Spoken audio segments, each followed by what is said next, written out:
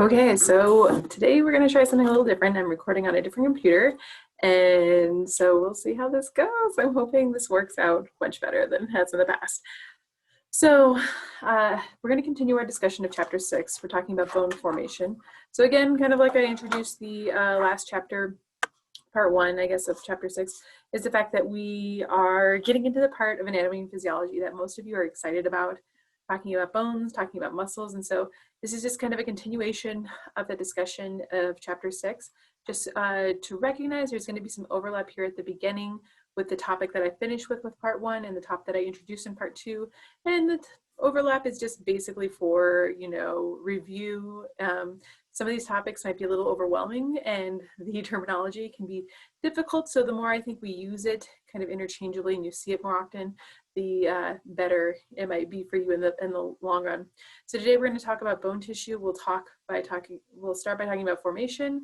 We'll move on to formation, talk about remodeling, talking about repair. Then we'll move on to talking about things like the types of ways in which calcium is important for bone formation and how that's kind of regulated within the body. And then we'll finish by talking about bone disorders. Okay, so for today's chapters, we'll talk about how bone grows in length and thickness, the processes in bone remodeling, common types of fractures, and fracture repair. It's interesting how 3, 4, and 5 are very similar, but redundancy is good because it just kind of reinforces those ideas. So I know it sometimes might get frustrating with these study guide questions that they might seem to overlap quite a bit. But again, repetition is how you absorb material. So going through these questions multiple times or answering them in slightly different ways might be advantageous. Importance of calcium, how it's regulated, mechanical stress. I will talk about all of that today. Okay, so this week make sure you have watched the videos for chapter 6 when you come to class. Friday you have quiz 6 due for this chapter, and then you'll have quiz for chapter 7 due next Monday at midnight. Okay, so we're again going to just review a little bone formation, what happens in bone formation. So bone formation, like we went over last time, is a process of ossification or osteogenesis. Osteogenesis, creation of bone. So this happens in 4 different times in our life, or can happen in 4 different times in our life. First, when we are born and our bones are being formed in utero, you have embryological and fetal development that are creating these new bones. So my 7-month-old about a year ago was going through a ton of fetal development and growing and in utero, and it was a pretty exciting time. When bones grow before adulthood, so before we'll go over your epiphyseal lines and how they're important for bone growth, but prior to those epiphyseal lines kind of stopping the production of new bone growth, during your adolescent years and younger, you've got a ton of bone growth that's happening in your body. And so that's another time in which you see ossification occur. When bones remodel, so we'll talk about the process of bone remodeling that's going to occur throughout your entire lifespan. You've got bone being broken down, bone being made. There's a constant turnover of bone remodeling that's happening in our body at any given time. And so when we age, sometimes those bone breaking down and bone building processes become unbalanced. And because of that, that can lead to things like osteoporosis. And we'll talk about that as a bone disorder a little later on in this. And lastly, during this lecture, we'll talk about fractures, different types of fractures. And then when fractures heal is going to be another time when you're going to see bone growth occurring. So you're going to see ossification or osteogenesis occur during fetal development, before adulthood, when you're going through, a large growth spurt into becoming an adult. When bones are remodeling, again, that happens throughout your lifespan. And then lastly, if you have some type of fracture that happens to your body needs to repair itself. And so those bones are going to repair themselves, and through that process of ossification, actually make the bones stronger in the end. Okay, so ossification occurs via 2 different types or mechanisms. We'll talk about intramembranous, and then we'll talk about endochondrial. So intramembranous occurs in one type of bone, the spongy bone. This is one way in which spongy bone is formed. And then endochondrial is probably the more typical type of bone formation that we see, and that's going to be seen in long bone. specifically. So when we talk about, you know, compact and spongy bone, these are kind of the two different types of bone formation that are occur during their types of formation. Sorry, I've got something blinking over here and it's driving me nuts, so I just need to close it. Okay, so if we look at the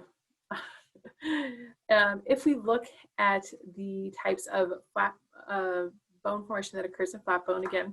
So this example that we're looking at here is the mandible, which is located in the skull. It's kind of like your jawbone here. It occurs when connective tissue membrane is replaced by bone. So remember when, like a few chapters ago, or just last chapter, we talked about connective tissue, I guess 2 chapters ago, we talked about connective tissue. And so here, if we look very closely at this particular figure, you can see that there is this extracellular matrix that's there, that mesenchyme. The ossification center is occurring via the osteoprogenitors that become osteoblasts, and those osteoblasts are going to secrete extracellular matrix, and that extracellular matrix is going to become a precursor for bone. It kind of helps create the structure. And so you can see the ossification center forms there by those osteoblasts secreting. And then the next step, you have calcification. So we talked a little bit about calcification last lecture. And in the calcification, you have calcium and other mineral salts that are important for that process that use that extracellular matrix, and it slowly starts to harden. You can see here, this occurs around the blood capillary area. You have the osteocyte and the lacuna. Again, these are terminologies that you used last time. So here you can see the osteoblast, and you have newly calcified bone extracellular matrix kind of surrounding that area there. And then if we look at step 3, you have the formation of the trabeculae. So as that extracellular and the calcification kind of expands, you have those trabeculae. They kind of look like little horny, spiny knobbers in the bone, and you can see that they kind of form around all of those blood vessels. And so that spongy bone or trabeculae form around the blood supplies, and so the area is still able to receive blood or vascularization. And you'll also see that the mesenchyme is going to condense on the outside of those trabeculae that have fused together. Now that mesenchyme is going to give rise to kind of that next outer covering that we talked about last lecture. Remember when we talked about periosteum? So that mesenchyme becomes the periosteum of the bone covering of this area. So in that 4th step, you can see the development of the periosteum. The mesenchyme at the periphery develops into the periosteum, and then you've got that spongy bone tissue that exists kind of in the center there. And then on the very outside of that, you have compact bone. That's stronger type of bone. If we remember last time, spongy bone has lots of kind of like holes in it, but the compact bone is going to be the harder type of bone that provides kind of a protective layer for that. So although this kind of looks like it's in a circle, this isn't in fact some type of circular or cycle. It's not a cycle. This probably could be presented in a linear fashion because you're starting off with those mesenchyme osteoblasts, and then you're finishing up with those.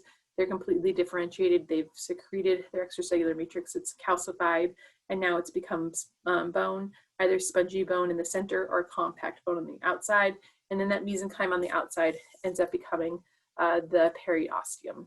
So again, this is a very linear process with your endpoint being fully kind of developed bone. So I'm trying to slow down with the talking. Hopefully that's working. Okay, so we have intramembranous. Second, we have endochondrial ossification. This is the second type of ossification that occurs. So the first kind, again, that's your spongy bone. It occurs in specific types of bones in our bodies. Here we have bone formation that's probably a little bit more common. We see it in the long bone, and this replaces cartilage when bone is developing in the embryo or fetus. And so you have a cartilage precursor, and that cartilage precursor gets replaced with bone. So you can see, I forgot to use my eraser. So you can see here that cartilage precursor here. It gives a model to the mesenchyme cells that develop into chondrioblasts, which form the cartilage model. So here you can see that cartilage model. This is hyaline cartilage. So if we're going to talk about a specific type of cartilage, again, if we remember, cartilage is a type of connective tissue.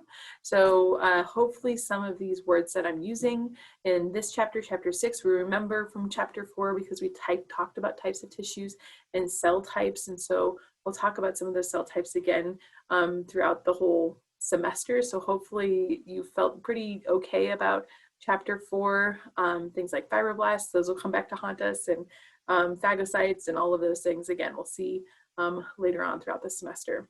Okay, so this is your cartilage model of hyaline, and then you have growth of cartilage by the division of those chondrocytes that are going to be secreting that extracellular matrix, and then it's going to go through the process of calcification.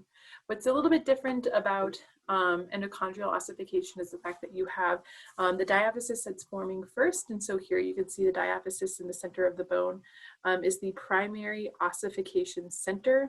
There is some spongy bone located in the center of that, and you're going to have, again, still blood supply that spongy bone is forming around. In this case, it's the nutrient artery that's causing or is providing blood supply to this region. This primary ossification occurs again in the diaphysis, and then the next step is we see that primary ossification center starts to kind of expand, and we have the medullary cavity down the diaphysis that forms. That medullary cavity is going to be that kind of open area in the center of a bone. So if you took a long bone and you actually sawed it down the middle, you'd see that there's this large space in the center of it that is where a large amount of your vascularization, your veins and arteries are going to be supplying blood to the bone. And so that hollow space is called your medullary cavity. This is breakdown by osteoclast. So if you remember last lecture, we talked about the function of osteoclast versus osteoblast. Osteoblasts are considered the bone building cell. Osteoclasts are the carving cells. And so in this case, you're going to see the carving out of that center and that creation of the medullary cavity in that primary ossification center. If we look at step 5 here, you have a secondary ossification center that occurs in the diaphysis. And so that's kind of the second larger end of the bone. And you have an epiphyseal artery and vein that are going to be providing vascularization to that center. And then you have your epiphyseal plate here in the metaphysis. We'll talk about that here in a second. But again, it's important that you have blood supply in both of these areas. You've got compact bones surrounding the entire bone as it differentiates and solidifies and calcifies. And then you still have some areas of spongy bone that occur in the very tips of the diaphysis as well as the epiphysis. You can see some spongy bone in the center there. So this is just a picture of a little guy who's developing in utero. This is a 12-week-old fetus that is kind of showing you all of the different places in which this bone formation or endochondrial ossification is occurring. So, yeah. Anyway, let's continue. So this is, again, pretty much an overlap of what we covered last time, but I'm just going to continue to do a little bit of a review in case you didn't make it all the way to the end of the lecture last time. So for bone formation, during the periods in our life when we're going through growth, so you as a young person might still have epiphyseal plates that haven't fused yet, and so you would have endochondrial ossification occurring at your epiphyseal plates along your long bones. So here you can see those epiphyseal plates and kind of what occurs in the different zones of cellular division. So you can see the zone of the calcified cartilage is down here, so that's actually semi-hardened bone that's kind of increasing the length. So the first zone that will be creating new cells would be this, the zone of resting cartilage. Then you have a zone of proliferating cartilage and then a zone of hypertrophic cartilage. And these old chondrocytes are going to be replaced by bone that you see here. So the diaphysis is going to be continuing to expand and grow along that femur. So I'm not going to go into this particular slide a ton because we did talk about it last time, but it just is showing you what those epiphyseal lines look like. Here you can see one in an x-ray. Last time I couldn't think of the word of how you would use these epiphyseal lines to age out, let's say, a if a skeleton was found and needed to be aged, it would be a forensic osteopath that would be looking at the bones to see if they could determine the age of the individual based on the epiphyseal plates and how how much growth is still capable in those areas. So in terms of bone formation, last time we talked a lot about osteoblasts, osteoclasts, as well as kind of the lacunae and the structure of the bone itself. And so bones thicken between the collaborative effort of both the osteoclasts, which are the bone carving cells, osteoblasts are the bone forming. I'm just going to keep saying that because you'll probably see that type of question on an exam, and that's just, I mean, an important set of knowledge to have right there. So bones thicken thanks to this cooperative action. So you can see here the ridges and the periosteum. Again, that periosteum is that bone covering that we saw last time. And the ridges create a groove for the periosteal blood vessel. So that vessel is embedded in the periosteum. And here you can see as the bone cells are dividing and growing around that vessel, they're almost creating kind of a tube around it, a tunnel. And so that endosteum you can see is also lining there. So these ridges of the periosteum fuse, so they form a complete circle around that vein. And you can see in step 3 here, osteoblasts are continuing to create bone and form around that and create a new concentric lamellae around that vein and inward towards the center of the vein, creating a new osteon. So if we remember what the osteon is, it's a set of those concentric circles around a vein. So this continues to grow outward, and this is again continues to kind of grow the bone itself.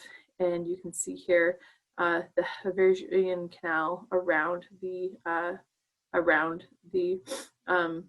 original blood vessel, and the bone is just going to grow outward with those osteoblasts continuing to secrete extracellular matrix and calcify and aid in the bone growth around that blood vessel. So again, it's osteoblasts and osteoclasts that are going to cooperatively work here. We're seeing a little bit more osteoblasts and osteoclasts work, but I think the next slide we'll see a little bit more of how the osteoclast helps increase the bone girth. Okay, so in bone formation, here you can see osteoblast deposit bone on the outer surface, and the osteoclasts are going to widen the medullary cavity from within. So you can see here the this long bone that's showing you the long bone of an infant versus a child. And again, osteoclasts are kind of eating out the center, osteoblasts are growing out. And so this is going to increase the girth of that particular bone. Young adults, the same thing. And once you see in a fully formed adult, at that point you have not so much expansion, but there is going to be kind of a steady state osteoclast, osteoblast function there where you have bone remodeling. And again, it's going to aid in things like calcium release or mineral deposits within the bone. So this is constantly occurring. So 5% of your bones are, as an adult, are constantly being remodeled. And the distal femur is actually undergoing complete remodeling approximately every 4 months. So we'll talk a little bit later when we talk about the effects of exercise on bone density. And so one of the things that can aid in this thickness is additional stress. And so if you put additional weight or additional stress on your bones, that actually can lead to bone thickness. So if you are a person who is very visual and likes these videos, here's your opportunity to watch a video on bone growth and remodeling. In terms of the things that can affect bone growth and remodeling, I've just took a couple notes down from the textbook. So things like minerals, and we'll see this in a few slides later, things like calcium, phosphorus, and magnesium are all going to be types of minerals that are important for bone remodeling. Vitamins, things like vitamin A, vitamin D, vitamin C, all are important vitamins or cofactors for steps in the process of bone remodeling. And then hormones. So growth hormone actually stimulates IGF, which is insulin growth factor. This is going to, again, be important hormones that play a role in bone remodeling. And there's actually going to be a table at the end of this lecture that we'll go through and just go through a little bit more description of how these are important. And sex hormones are obviously going to be another important hormone that plays a role in bone growth and remodeling. Okay, so we've talked about some of these instances and when both bone growth remodeling occurs. We've talked about, how it occurs during embryogenesis or during fetal development. Next, let's talk about fracture and repair of bone.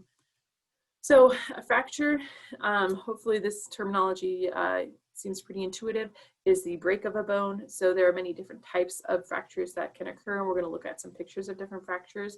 They're all cartoons, so don't worry, there's hopefully nothing that's going to be too triggering. But if you have seen a fracture in the past and it was maybe not the best experience for you, I guess that's a little bit of a trigger warning right now. We'll be looking at cartoon versions of fractures. And I say that because fractures can be really not enjoyable things to see happen in real life. But for many of you, you're young professionals and you're going to be medical professionals, so it might be something that you do see in the future. Okay, so the healing process for bones is going to occur in 3 phases and 4 different steps. So we'll talk about each one of these phases. So the first one is going to be the reactive phase. So this is an early inflammatory phase that we see. So post a fracture occurring, obviously blood vessels are going to be broken, and because of that you'll see immune cells that get recruited to that region that cause kind of an inflammatory bulb, if you will. Now this process can last anywhere up to several weeks. This is when the blood vessels are still damaged, there's still inflammation to the region, and there might be bone fractures or pieces still left in the original fracture region.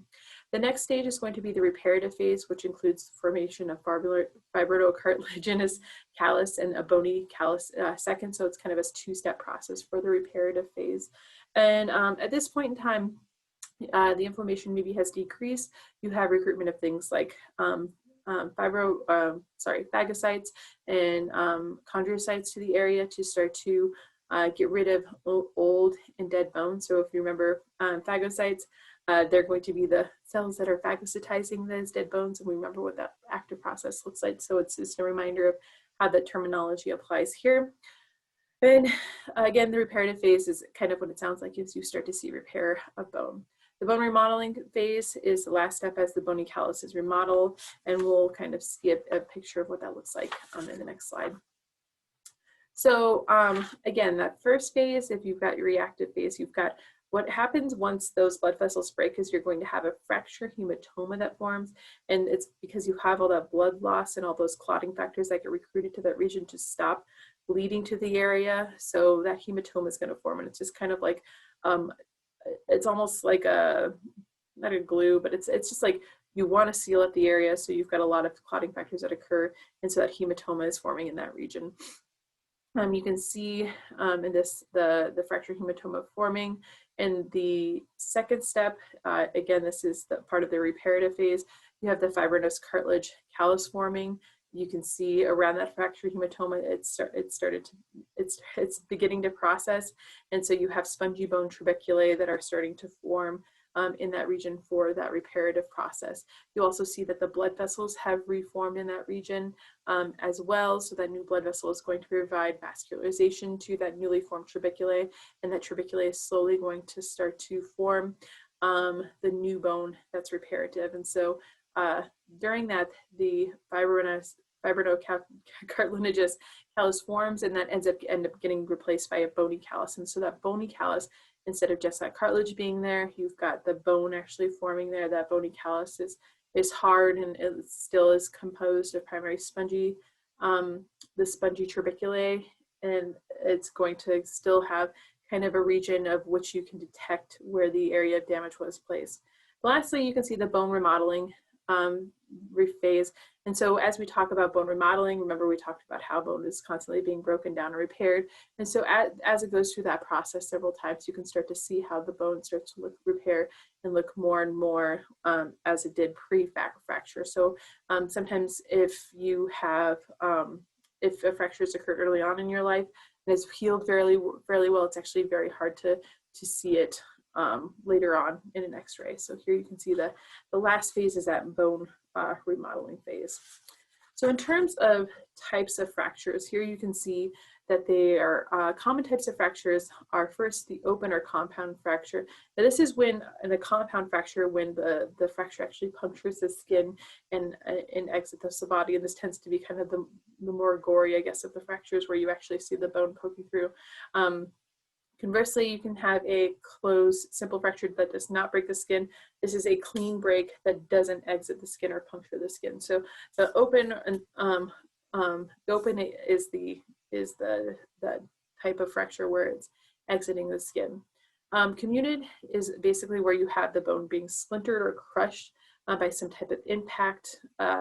They've got a lot of fragmentation that occurs in that region. So this comminuted fracture is what you can see here in both the cartoon and the X-ray version. A green stick is a type of fracture that can only occur in a child because their bones are still pliable. They still have some amount of organic versus inorganic material in their bones. And so in that green stick, it's almost like a very young twig that you're trying to break. If you've ever gone camping and gotten real like I really need something to burn, and you've picked maybe a stick or a twig that's too green, you'll try to break it for kindling, and you won't be able to do that. And it's the same thing with a child's bone, where you have a fracture that occurs on maybe one side of it, but then the other side is still intact, and it's just kind of bending with the force that's created by that fracture. So a green stick isn't a complete break because you only have that one side that ends up really fracturing.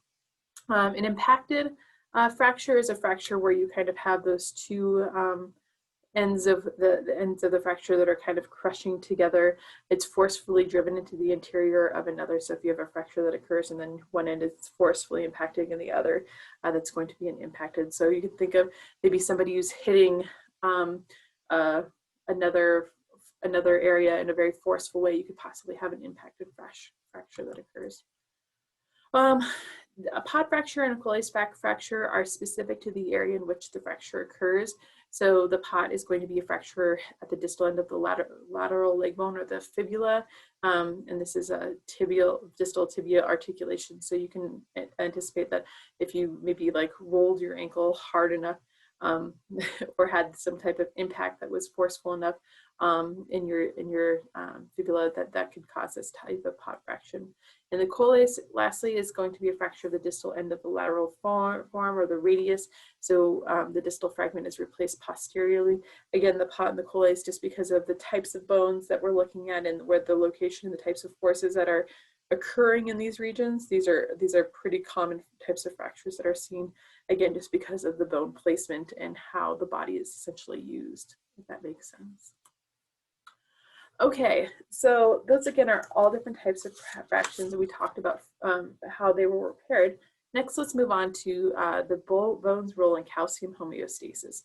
So I think it's even on the next slide, but again, the bones are basically reposits for greater than 99% of the calcium in our body. But it's important to recognize that when we talk about calcium's role in homeostasis and why it's so important, it's because calcium is a very important signaling molecule in the body. And when I say very important, I'm not overstating that at all, because calcium is important, obviously, in bone formation. We talk about calcification. When we get to the chapter talking about muscles, it's incredibly important for muscle contraction and signaling in muscles. So the levels of calcium, again, act as a signaling molecule, so it's very important in muscle contraction. It's very important in blood clotting, so calcium, again, is going to assist the body in recruiting clotting factors to area of damage. It's going to be a signaling molecule for that. And then lastly, in nerve cell signals. And so when you have a nerve cell that's sending a signal, it's actually calcium influx that causes that nerve signal to be sent. And so ultimately, you can think of all of the different kind of major areas of the body and how they're signaling and how they're sending signals or receiving signals between one another. Calcium is just a super important molecule, so I can't stress that enough. So yeah, calcium will come back to haunt us again and again and again. So just feel comfortable with it. It's like there are certain ions and types of atoms that we see in the body again and again and again. I mean, we see calcium again and again and again, sodium, potassium, right? All of these ions, they'll be haunting us for a while. Okay, so similar to what I just said, is the bones store 99% of the body's calcium. So the parathyroid gland secretes parathyroid hormone when calcium levels drop. So osteoclasts are stimulated to increase bone absorption and calcium is released. So I drew a little picture here on my notes and I'm just going to kind of recreate it here. So the body is going to need calcium. So body, this is going to be interesting. Hold on for a second. I'm going to see if I can use my mouse.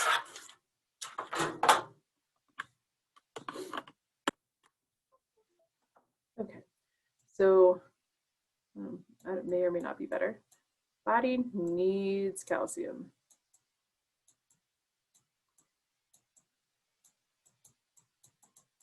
Okay, so what does the body do? The body is going to stimulate the parathyroid gland, and that's going to release PTH. Okay, so once we'll see an increase in PTH, and this is going to do two things. It's going to increase osteoclasts. Osteoclasts, again, are going to start breaking down bone, and by breaking down bone, they're going to be releasing calcium into the body. So this increases bone resorption. Bone resorption. And you're like, even if this is terrible writing, at least I'm slowing down. So this is, so needs calcium, needs calcium, PTH gets released, that increases osteoclasts essentially function, and that increases bone resorption. Because of that increase in bone resorption, you have increased calcium levels in the blood. Again, you're breaking down that bone and calcium is being released. And so this again kind of hopefully brings the body back into that balance, because the body's telling you, I need calcium, break down those bones. So that's what ends up happening. The other thing that PTH can do is to stimulate calcitrol. You can see that there, but via the kidneys. This is essentially the active form of vitamin D, and this is actually going to promote absorption of vitamin D from foods.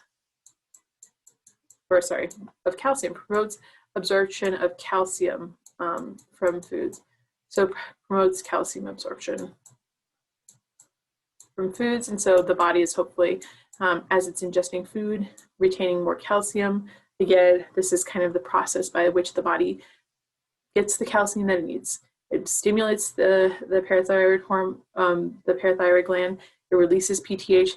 PTH is going to tell osteoclasts, hey, can you break down some bone? I need some calcium. Or PTH will also release calcitrol, and that calcitrol will promote calcium absorption from foods via the kidneys. So again, that's kind of the two ways in which we can get calcium. Now, let's say there's too much calcium. We need to decrease calcium in the body. How do we do that? Well, the thyroid is going to release, so I'm going to have to spell this out real carefully, calcitonin. And calcitonin is going to function in signaling as well. It's going to inhibit osteoclasts.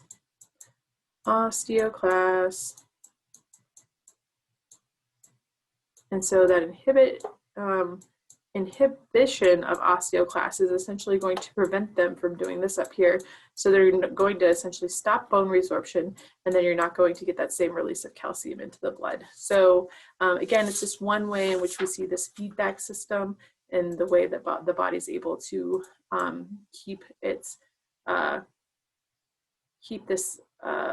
amount of calcium in the blood at the right levels. So remember when we talked about positive and negative feedback and homeostasis? This falls right into that. This is a type of negative feedback. Okay, so this picture probably way better than the picture I just drew, but the more times you see it, the better, you will hopefully remember it. So you have a stimulus that disrupts homeostasis, so the control condition of blood calcium. So the parathyroid glands are going to detect lower calcium in the blood with increased production of cyclic AMP. cyclic AMP. Cyclic AMP is cyclic AMP, adenosine monophosphate. Hey, remember when we talked about AMP, ADP, ATP? This is another form of that. You'll notice that the body is very smart in reusing specific molecules that it needs. Anyway, cyclic AMP is going to interact with the parathyroid hormone gene. This gene is going to get turned on and essentially increase the amount of PTH, or parathyroid hormone, and that parathyroid hormone is going to affect both osteoclasts and kidneys. We just talked about that in the last slide. And the osteoclast is going to increase bone reabsorption, basically breaking down more bone, causing calcium to be released. And those kidneys are basically going to retain calcium in blood and excrete phosphate in urine and produce calcitrol. The response is an increase in the blood level, and then hopefully because of that you'll return to the homeostasis and the correct calcium balance for the blood. So this is just one way in which the body, this is a wonderful feedback loop that we talked about, and how the body keeps its calcium levels in homeostasis. Calcium homeostasis as a video, here you go, just in case you really like watching these videos. Okay, so next let's talk about exercise in the aging bone tissue. So I'm going through my slides and I'm realizing that as I look at this slide, there's really no subsequent slides that actually show or talk about exercise in aging bone tissue. So ultimately the rule with exercise in bone tissue is the more force you put on bones, the denser that they become. So if you are someone who does a lot of exercise, if you're creating a lot of force on your bones by building up muscle, that's actually going to cause a greater amount of bone density to occur. So when we talk about aging, not surprisingly, we'll talk about the process of or what happens in osteoporosis, where you have a decrease in bone density just because you don't have as much calcium that you have in your body. And so because of that and that loss of bone density, one way to counteract that is through a certain amount of weight exercise.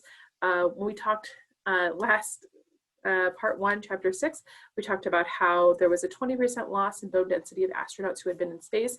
And it's kind of that same idea of the amount of force that you apply to those bones is going to increase bone density. And so with astronauts, there was this great loss of bone density because they didn't have the force of gravity acting on their bodies. And so that's just kind of the plug. I'm guessing many of you exercise physiology majors are going to be so kind of bummed I'm not talking more about this, but I guess it's kind of the takeaways is that increasing force on bones helps increase bone density. If you're super interested in it, this again, it would be a great place to click onto the video and maybe watch it. And if you want to have a longer discussion about it, just prompt me in class and maybe we can do a little bit further research or reading about it, and I can present it to you in class. Okay, so the other effect that in this particular part of the chapter is we talked about the effects of aging on bone tissue. So from birth to adolescence, bone is produced, then more bone is produced than lost on remodeling. However, eventually that rate shifts. So in older adults, especially postmenopausal women, there is a decrease in bone mass when resorption outpaces deposition, meaning that you have osteoclasts that are breaking down your bones way faster than your osteoblasts are repairing it. So you're almost like literally almost eating your own bones, but not making enough bone to replace it. And so that's what happens in the process of aging, is that you're losing this bone density because you're just not making enough through the osteoblasts. The osteoclasts are doing what they're doing. Osteoblasts are not breaking it down.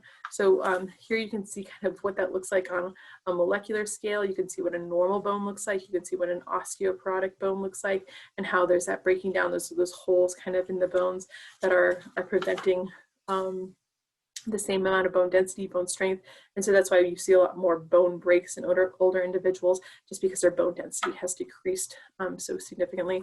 And that, I mean, that is compounded by the fact that as you get older, you lose things like your balance, your muscles, your muscle density also isn't as strong. So there's just a kind of a lot of things working against you. It's not exciting getting old, trust me, but it's good to, I guess, know what some of the processes are. And as a young person, seeing that coming down the, one day you will become old, it might be worth just getting into the habit of increasing your bone density now through some lightweight weight bearing exercises, because then when you get older, you probably won't have as many issues. Okay, finally plug for anti-aging. Anyway, so a summary of factors that affect bone growth. So we talked about some of these a few slides back. So talked about calcium and phosphorus that are going to be the things that make your extracellular matrix hard, are going to aid in the process of calcification. Magnesium helps bone in the extracellular matrix. Fluoride helps strengthen bone extracellular matrix, and manganese as well. A few slides ago, I introduced the idea of the vitamins that are important for bone growth. Vitamin A is needed for osteoblasts during remodeling, but it can be toxic in high doses. An interesting kind of plug is that I previously taught a class on genetic engineering, and there's a lot of the world is actually in a vitamin A deficiency. They're just not getting enough of it in their diet. And so one way that some I guess some farmers or agriculture institutions are trying to solve that is by actually creating a genetically modified version of rice called the golden rice. And so, trust me, it's coming back to bone remodeling. But for people who are deficient in vitamin A, obviously one thing that they would have as a side effect of that would be improper bone growth and remodeling. So the parts of the world that have this vitamin A deficiency, this can be very detrimental to them. Their eyesight also ends up getting affected because of this deficiency as well. But the golden rice is actually a modified type of rice that has vitamin A inserted into its DNA. So it intrinsically just makes the vitamin A, and because of that, it turns the rice yellow or kind of goldenish colored, and that's why it's called golden rice. So again, if you're interested in that, look it up. It's kind of an interesting debate too as to who owns the rice, if it's genetically modified, should they be giving it to the whole world? What happens when you put genetically modified organisms into an environment? But that's outside of the scope of this course, just kind of an interesting aside. Okay, so vitamin C is needed for collagen, the main bone protein, everything listed here.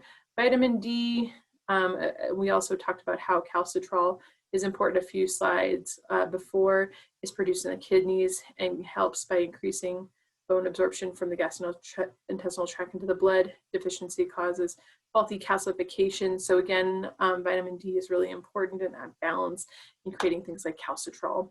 And we'll talk about calcitonin, I think, in the next slide. So vitamins K and B12 are also important, needed for synthesis of bone proteins. So when we talked a few slides ago kind of about the feedback hormones and such, this is a great slide just showing you each one of those hormones and a description of how they affect bone growth. So growth hormone, like I said, stimulates IGFs. So this is going to produce these insulin growth-like factors. So growth hormones stimulates insulin growth-like factors. Thyroid hormones are also going to play an important role by stimulating osteoblasts. So remember, again, osteoclasts break down, osteoblasts are going to build. So having the correct amount of thyroid hormones in your system is also important because it helps in bone building. Insulin secreted by the pancreas promotes normal bone growth by increasing the synthesis of bone proteins. Sex hormones, not surprisingly, are very important in regulating bone growth. So if we look at the role of estrogens and testosterone during your adolescence, you obviously have elevated levels of those are aiding in the growth of adolescence, obviously. And then as you see levels of testosterone and estrogen go down as you get older, so postmenopausal women obviously are going to have lower amounts of estrogen, and because of that, that's going to aid or kind of exacerbate the osteoporosis that we see in older women. So the parathyroid hormone we talked about before promotes the active form of vitamin D, calcitrol.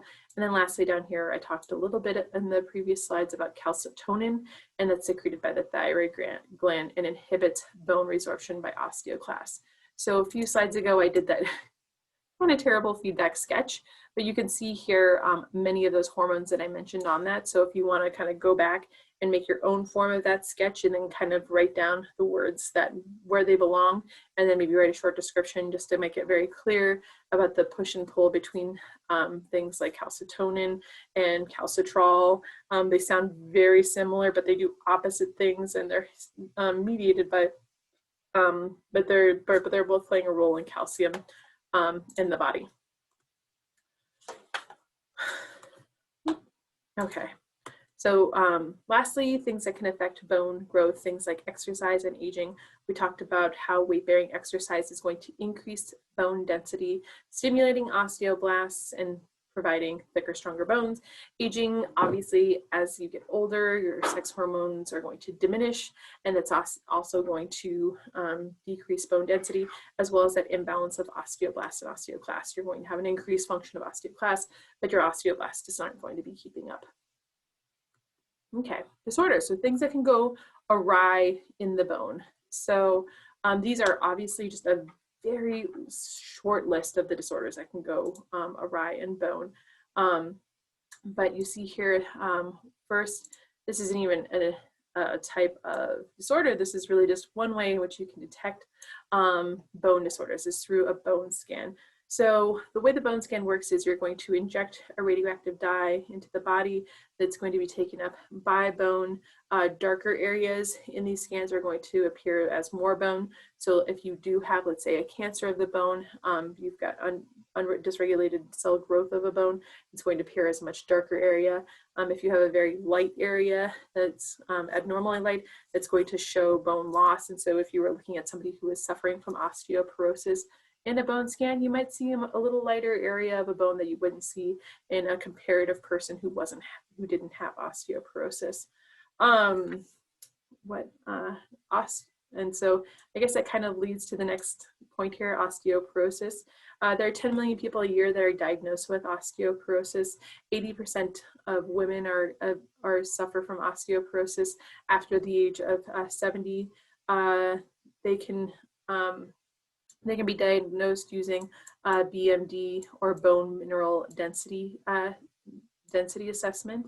And so one of the ways in which you can kind of compensate or kind of, again, combat osteoporosis or the development of is doing things like weight-bearing exercise. So maybe this isn't pertinent to you, but maybe your grandmother or even your mother, you might, say, hey, Mom, why don't you be lifting a few more weights, if you want to fight off that osteoporosis.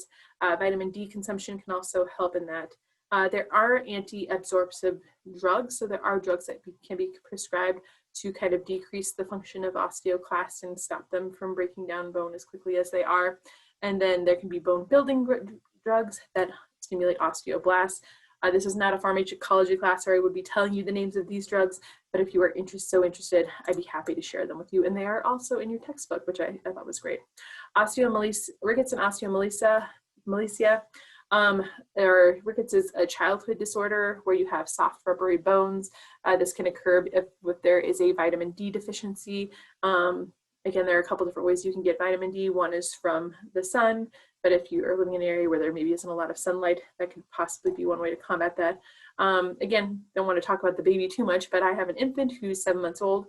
One thing that our pediatrician told us is that we need to give him vitamin D drops. And so every morning in his bottle, I make sure that he gets a drop of vitamin D to combat things like rickets. And so rickets is important for if an individual has it, it can cause bone deformation in the skull or the hips, again, because those bones are not hardening and they're still very pliable. Osteomalacia is actually the adult form of this. It's considered adult rickets. There's a lot of pain and tenderness in the bones, and bones can fracture very easily with osteomalacia. Oh, I guess one thing that I didn't talk about when we were talking about fractures, and hopefully you're still listening, is that we talk about fractures like the open compound fracture. Another type of fracture that I didn't mention was a stress fracture, a fracture that doesn't lead to a complete break and isn't visually apparent. And so stress fractures tend to occur in older individuals and can happen over a time. It's kind of like almost like a wear and tear of the body. And so it's something that can occur with kind of repeated use of a highly strenuous activity. So it's interesting that, the thing that people tell you to do is these weight-bearing exercises and to exercise more, but over-exercise or overexertion can also lead to things like stress fractures as well. So just a what's up. And, stress fractures occur in people who use their bodies very, very hard, as they're common in dancers, things like that, because they have repeated use of these areas. And those small fractures can occur, and they're hard to diagnose because they're not just that clean break that people, I think of when they think of fractures. Okay, so in terms of kind of what's coming up this week, again, make sure you answer your study guide questions prior to coming to class on Thursday. Your quiz 6 is due Friday at midnight, and then your homework 6 or your doctor practice for chapter 7 is due next Monday, and that's going to be a continuing chapter while we discuss more skeletal stuff. So again, yay, we're getting to that part of the semester that I think students get really excited about, talking about skeletons and muscles and things like that. So after you watch this, if you have any questions or concerns, please feel free to reach out. And I hope you are all having a great week. Yeah. Have a good day.